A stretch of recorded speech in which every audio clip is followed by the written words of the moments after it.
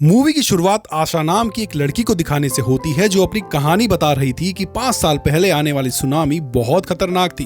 पूरा शहर पानी में डूब गया था, करोड़ों लोगों की जान चली गई थी। लोगों ने खुद को और अपनी फैमिलीज को बचाने की बहुत कोशिश की, लेकिन वो नाकामयाब रहे।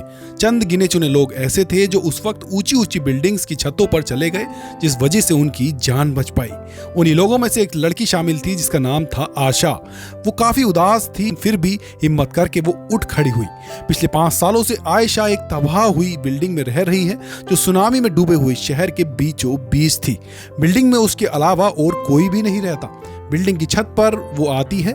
उसने बारिश का पानी जमा करके रखा हुआ था जिसे वो उबाल कर अपने लिए कॉफी बनाती है। वो वहीं पर छुपाया हुआ एक रेडियो भी बाहर निकालती है और गाने सुनने लगती है, जिससे उसे काफी अच्छा महसूस होता है। इसके बाद हम पूरे शहर का बिगड़ा हुआ हाल देखते हैं कि सारी बिल्डिंग्स हर जगह बंजर है।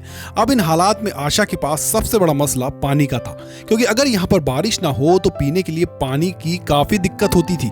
इसलिए आशा छत पर रखे हुए सामान के ऊपर जो जमा हुआ पानी पड़ा होता है उसे कपड़े से साफ करती है। फिर कपड़े को निचोड़कर बचे हुए पानी को बोतल में बंद करके रख लेती है।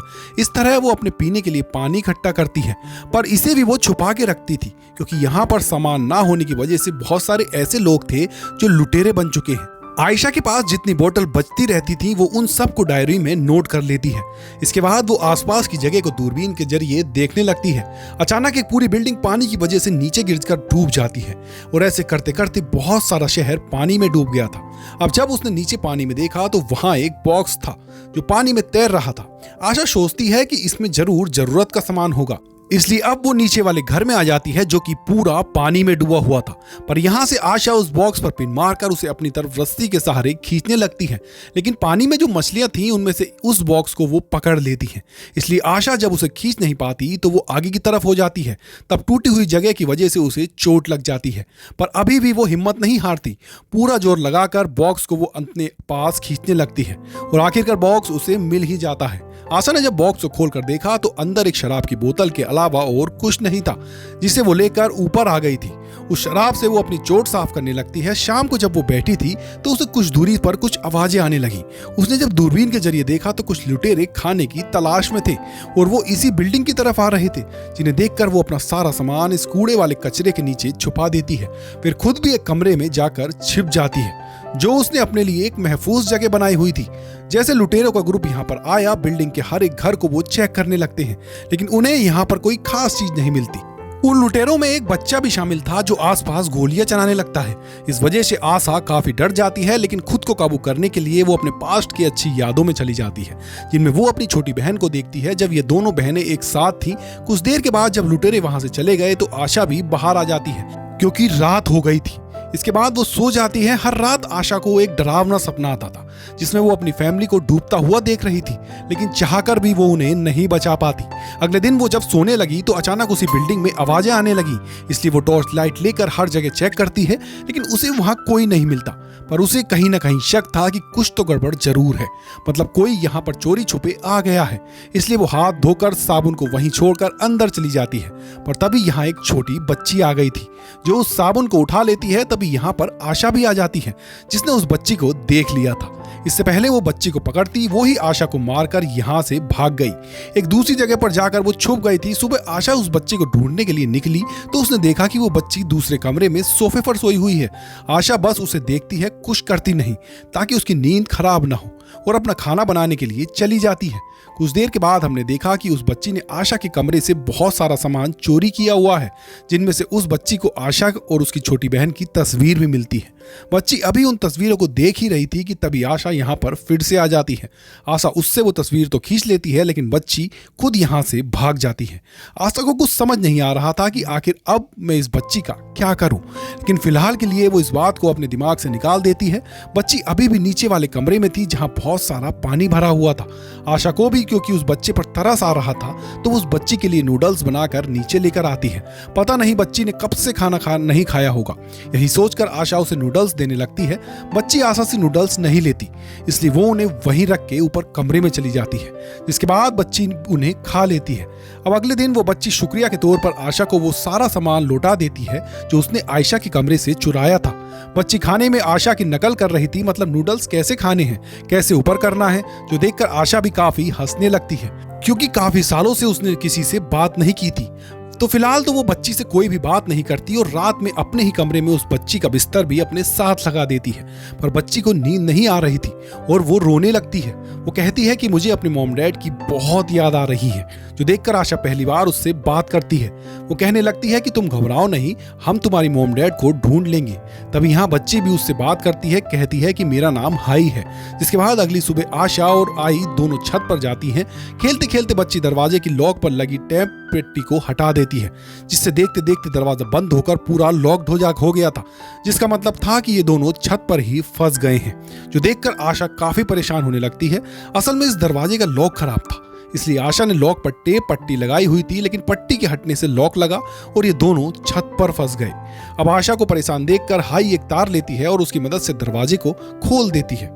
आशा भी काफी चौंक गई और काफी खुश हो जाती है, मगर साथ ही उसे समझाती भी है कि देखो यहाँ की हर एक चीज का मैंने सेटअप बनाया हुआ है, इसलिए बिना पूछे किसी भी चीज को हाथ नहीं लगाना, ठीक है ना?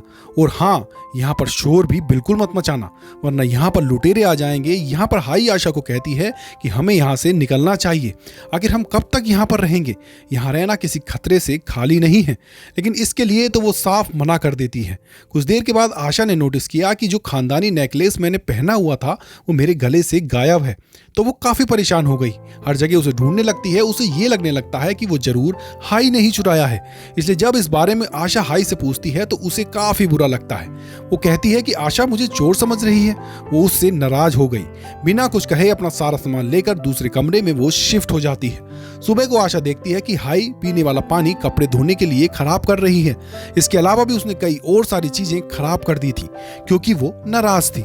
इसलिए आशा उसे कुछ नहीं कहती, मगर आशा जब सो रही थी तो एक बार फिर उसे डरावना सपना आया। उसने देखा कि जब समुद्र में तूफान आया था तो किस तरह पानी तेजी से उसके घर में घुस रहा था। वो डरी हुई थी, बुरी तरह बचकर भाग रही थी। ये इतना भयानक सपना देखकर वो काफी डर जाती है, चीखने चिल्लाने लगती है। लेकिन उसकी आवाज सुनकर हाई यहाँ पर आई और उसे जगाकर हौसला देने लगी, जिससे यहाँ पर दोनों फिर एक बार बातें करने लगते हैं।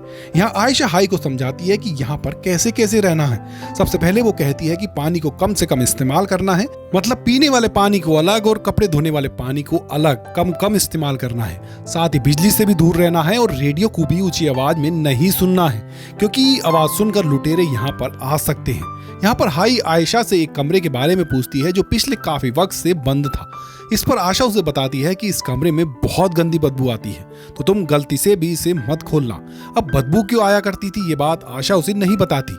अगली सुबह रेडियो पर हाई खबरें सुन रही होती है, जहां पर बताया जा रहा था कि बचे हुए लोगों को गवर्नमेंट मदद दे रही है। जिंदा बचने वाले तमाम लोगों को दूसरे शहर में भेजा जा रहा है जो बहुत सुरक्षित है। खाने पीने का और जरूरत का सारा सामान वहां पर दिया जा रहा है, जहां वो बड़े आराम से अपनी नई जिंदगी गुजार सकते हैं। ये खबर जाकर हाई आशा को बताती है और कहने लगती है कि हमें भी गवर्नमेंट की दी हुई उस जगह पर जाना चाहिए।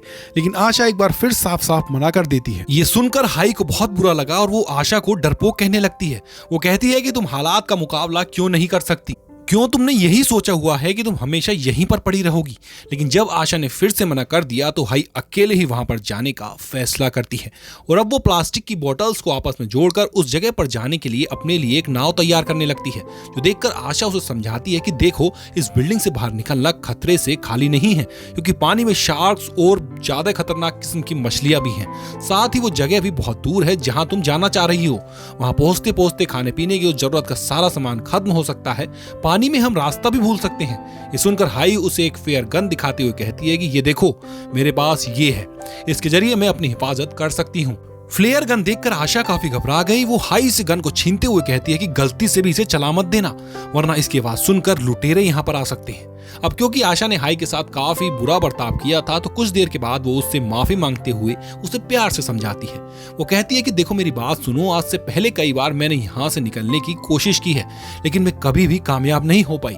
ये बात बताते बताते उसे फिर से पास्ट का एक वक्त याद आने लगता है कि जब वो फैसला कर चुकी थी कि मैं अपने घर को छोड़ दूंगी, क्योंकि उसकी मॉम डैड घर में लाई गई चीजें सबसे पहले उसकी छोटी बहन को दे दिया करते थे, जिस बात की वजह से उससे बहुत गुस्सा आया करता था और वो अपनी बहन से जलती थी। यही कारण था कि उसका ताल्लुक अपने मॉम डैड के साथ भी बिल्कुल अच्छा नहीं था। अपने माँ बाप का ऐसा सलूक देखकर वो काफी तंग आ गई थी। हमेशा उसकी छोटी बहन को ही वो अहमियत देते थे। इस बात को लेकर अक्सर उसका अपने मॉम डैड से झगड़ा भी हो जाया करता था। वो आज घर छोड़कर निकल जाती है, मगर तब आशा की बहन ने उसे जाने से रोक लिया था। अब कहानी प्रेजेंट टाइम में आती है, जहां आशा देखती है कि उसका वो नेकलेस वहां पर गिरा हुआ है जो टूटकर गले से गिर गया था। यानी कि इसमें हाई की कोई गलती नहीं थी, उसने नेकलेस नहीं चुराया था। जिस बात से आशा को काफी शर्मिंदगी हुई और वो हाई से माफी मांगती है। अगले दिन क्योंकि काफी बारिश हुई थी तो इन्हें पीने का ढेर सारा पानी जमा कर लेते हैं। लेकिन इस भागदौड़ में एक दिन आशा को एहसास हो गया था कि ये जगह ज्यादा दिन के लिए महफूज नहीं है। बेहतर यही होगा कि हमें यहाँ से निकल जाना चाहिए और गवर्नमेंट की दी हुई उस जगह पर रहना चाहिए। तो वो भी अब हाई की बात मान जाती है। उस जगह पर जाने के लिए नाव बनाने में वो उसकी मदद करने लगती है। अब पास्ट के एक सीन में हमें पता चला कि जब आशा ने घर छोड़ा था तब उसके साथ उसकी बहन भी थी। जी हाँ, तभी अचानक सुनामी आ गई जिस वजह से हर तरफ अफरा तफरी मच जाती है। लोग डर कर घबराते हुए इधर उधर भागने लगे और आशा को इस बात का बहुत दुख होता है कि वो अपनी बहन को नहीं बचा पाई। वो इस बात को याद करके प्रेजेंट टाइम में दुखी हो रही थी, पर उसे यह सोचकर तसल्ली हुई कि अब मुझे एक दूसरी बहन मिल चुकी है, हाँ वो भी हाई के रूप में। इसलिए अगली सुबह वो हाई को अपना वो नेकलेस दे देती है गिफ्ट के तौर पर। खैर अब कुछ दिन के बाद इनकी छोटी सी नाव उस जगह पर जाने के लिए तैयार हो जाती है जहां से दोनों निकलने के लिए बिल्कुल तैयार थे। लेकिन यहाँ पर गलती से हाई से वो रेडियो ऑन हो जाता है, जिसकी आवाज सुनकर लुटेरे यहाँ पर घुस आते हैं, जो देखकर ये दोनों जल्दी से अपना सारा सामान छुपा लेते हैं और हाई जल्दी से जाकर लकड़ी की बनी हुई नकली दीवार में छुप जाती है, जबकि आशा उसी पुराने स्मेल वाले कमरे में जाकर छुप जाती है। लुटेरे यहाँ पर आकर घर में मिला सारा सामान इधर उधर बखेरने लगते हैं।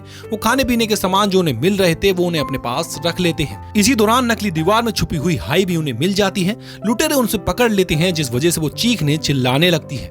उसकी आवाज आशा भी सुन पा रही थी, लेकिन वो बहुत ज्यादा डरी हुई थी तो उसे समझ नहीं आ रहा था कि आखिर वो कैसे उसको बचाए। जब लुटेरे इसकी नाव को भी तोड़ देते हैं, जिसके बाद वो स्मेल वाले कमरे में चले गए थे, जबकि आशा को यहाँ पर फिर से उसके पास्ट का सीन याद आने लगता है, जिसमें उसने देखा कि मैं और मेरी बहन किस तरह खतरे में थे, पर चाहकर भी मैं उसे नहीं बचा पाई। लेकिन प्रेजेंट में वो अपने आप से कहती है कि वो जो गलती मैंने पास्ट में करी है वो मैं दोबारा नहीं करूंगी। और अब वो बड़ी हिम्मत करके बाहर आ जाती है ताकि हाई को वो बचा सके। उसके पास फ्लेयर गन थी, इसलिए एक आदमी जो उसके पास आया था वो उसे मार देती है। फिर वहां से भागकर दूसरे घर में आ गई, जहां वो लुटेरे को फंसाने के लिए एक ट्रैप यानी जाल बिछाती है। वो वहां पर रेडियो ऑन कर देती है। ये आवाज सुनकर 2-3 लुटेरे उसके अंदर आ गए थे। तब मौका पाकर आशा उन पर हमला कर देती है, उनसे लड़ने लगती है और इन सब आदमियों को मार देती है। अब लुटेरों के हेड ने हाई को पकड़ लिया था, तो अब वो आशा को ढूंढने के लिए अपने और आदमियों को भेजता है। इस वजह से आशा एक बार फिर उस स्मेल वाले कमरे में छुपने के लिए चली जाती है। यहाँ पता चला कि उस कमरे में स्मेल क्यों थी। दरअसल यहाँ पर बहुत सारी डेड बॉडी पड़ी थी जो गलकर सड़ गई थी और बदबू उन्हीं में से आ रही थी। पर 2-3 लाशों को सामने आशा नहीं रखा था, क्योंकि ये उसका प्लान था। पहले वो लाशों की मदद से लुटेरों को डराती है, जिसके बाद खुद सामने आकर उन्हें जान से मार डालती है। उसे खत्म करने के बाद आशा उसका चाकू छीन लेती है और उसके बचे हुए साथियों को भी मार डालती है। वो आशा पहुंच जाती है लुटेरों के हेड के पास, जो एक शिप पर था, जहां हेड के साथ भी आशा की काफी लड़ाई होती है। इसी दौरान तीनों ही गलती से पानी में गिर जाते हैं। अब इससे पहले शार्क यहाँ पर आती, आशा जल्दी से हाई को लेकर एक दूसरी जगह पर जाकर छुप जाती है। और अब जब लुटेरा पानी में था तो यहाँ पर एक बड़ी सी शार्क आई और एक ही झटके में लुटेरे का वो काम तमाम कर देती है और वो उसे जिंदा ही खा जाती है। जिसके बाद वो दोनों जल्दी से लुटेरों की शिप पर चढ़ गए, जिसमें आखिरकार दोनों की जान बच जाती है। ये शिप काफी अच्छा था, यहाँ पर खाने पीने और किसी चीज की तंगी नहीं थी। आशा भी कई सालों में पहली बार बिना डरावने सपने के सो पाती है। सुबह जब वो दोनों उठे तो उनके चेहरे पर मुस्कुराहट थी, क्योंकि अब उन्हें अपनी एक नई जिंदगी दिखाई दे रही थी। दोनों एक जगह पर खड़े होकर उम्मीद भरी नजरों से आगे देखने लगते हैं। और इसी के साथ इस फिल्म की कहानी भी यहीं पर खत्म हो जाती है।